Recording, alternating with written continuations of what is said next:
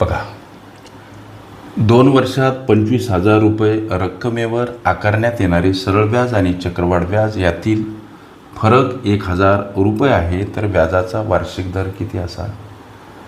प्रश्न सोडवायचा कसा? प्रश्नामध्ये सरळ व्याज आणि चक्रवाढ व्याज यावर मिळणाऱ्या व्याजातील फरक दर्शवला. सूत्र आहे लेकरांनो, difference is equal to principal amount multiply in the bracket R divide by 100/2. म्हणजे काय हो हे सूत्र? अर्थात व्याजातील फरक बराबर मुद्दल त्याच्यासोबत गुणिला कंसामधील पद दर भागिला 100 कंसाचा वर्ग म्हणा. इथं फरक सरळ व्याज आणि चक्रवाढ व्याजातील 1,000.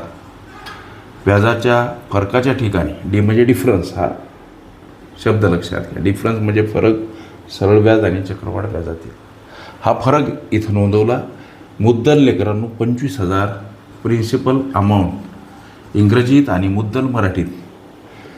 कंसामध्ये व्याजाचा दर वार्षिक किती विचारला, त्यासाठी रेट ऑफ इंटरेस्टसाठी यूज केलेलं हे चलपद असंच ठेवा. छेदस्थानी 100 इथं कंसाचा वर्ग. आता या 1,000कडे लेकरांनो येताना हे 25,000 भागिला स्वरूपात का मांडायचे?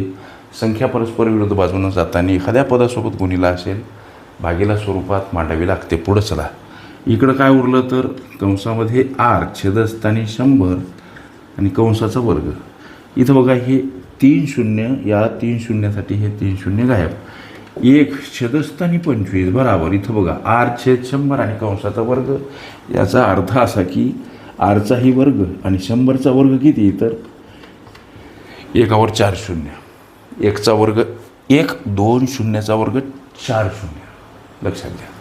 मग आता पुढं चला, 1/25 अर्थात हे 10,000 या 1कडे येताना 1 सोबत गुणिला का मांडायचे? संख्या परस्पर विरुद्ध बाजूने जाताना छेदस्थानी असेल अंशस्थानी मांडावी लागते, अंशस्थानी असेल छेदस्थानी मांडावी लागते.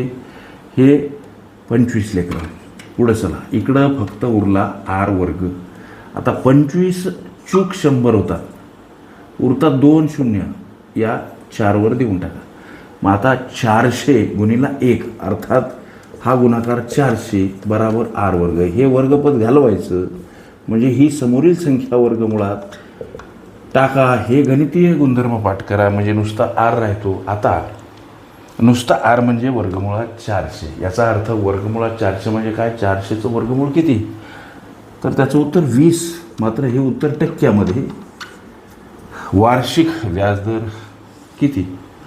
व्याजाचा वार्षिक दर हा जो प्रश्न विचारला, व्याजाचा वार्षिक दर किती लेकरांनो? 20% हे तुमच्या या विचारल्या प्रश्नाचं उत्तर. ओके. सरळ व्याज चक्रवाढ व्याजातील फरक ही माझी प्लेलिस्ट अवश्य बघा. त्यामध्ये विविध स्पर्धकांनी विविध अंगांनी विचारल्या संभाव्य अशा असंख्य प्रश्नांचा सराव तुम्हाला करता येईल.